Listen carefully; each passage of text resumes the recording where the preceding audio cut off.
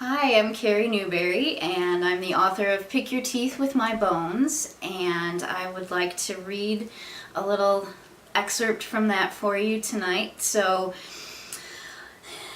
a little bit about the book up to this point. Kellan is a shapeshifter who can turn into a wolf. She's also a Sanka, a member of a secret society that protects a spring of vitality. It's like a fountain of youth. It grants immortality to anyone who drinks from it, but unlike a fountain of youth, it doesn't make you younger. You stay at the age that you were when you drank from the spring. She and her dog Galen are approached by Darcy, a young man who found out about the spring and wants to save his dying sister.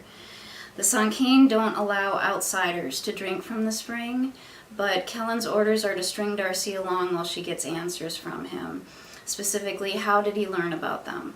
And compounding the problem is that Kellan's powerful sense of smell picks up a strange scent on Darcy, one that she knows but she can't place. And this scent reminds her of rancid garbage. In this scene, Kellan discovers the source of the scent, and it's very bad news. I breathed deep, trying to inhale some tolerance. Instead, I caught a fresh scent in the air. Darcy said something, but I didn't hear him. All I heard was a whooshing sound, like wind rushing in my ear. Something was coming. It looked like Peter Pan's runaway shadow flying through the air toward us, except this shadow had bright red eyes and long, sharp claws where fingers should be. With my left hand, I pulled the blade from the small of my back and I grabbed Galen's collar with my right. Dragging Galen with me, I ducked under the table and came up on the other side next to Darcy. "Get down!" I yelled. I grabbed Galen's collar, hoping he heard, or I let go of Galen's collar, hoping he heard down, took it as a command and stayed under the picnic table. Then I threw myself at Darcy and knocked him to the ground. Hoping that Darcy would stay down too, I came up in a crouch. I felt a rush of air over my back, then nothing. Holding my blade at the ready, I closed my eyes. The easier to hear and smell you with, my dear. I started with a shallow breath, so the sound of air filling my lungs wouldn't distract me. No strange smells, no sound of movement. To my left, Galen's earthy scent told me he was right where I had left him, under the table. Good dog. Pride lodged in my throat, making it hard to breathe. What the hell is going on? Oh, goody, Darcy found his voice. Where'd you get that knife? What was that thing? It just shot up in the air like a... I opened my eyes and looked at him. I guess I looked scary because he recoiled. Sit down and shut the fuck up.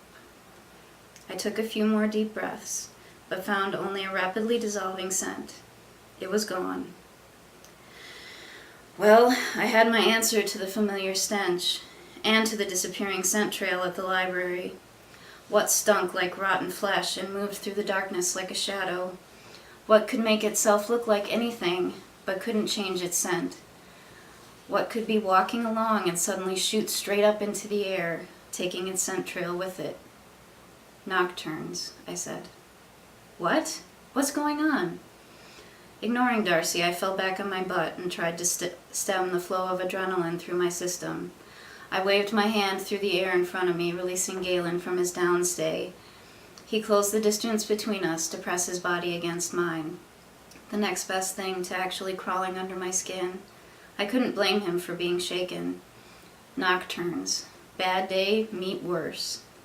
Someone grabbed my right arm. I reacted without thought, without looking.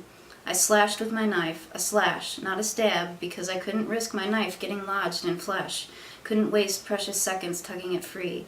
I heard Galen snarl and lunge, felt the pressure on my arm disappear, heard a cry, smelled blood.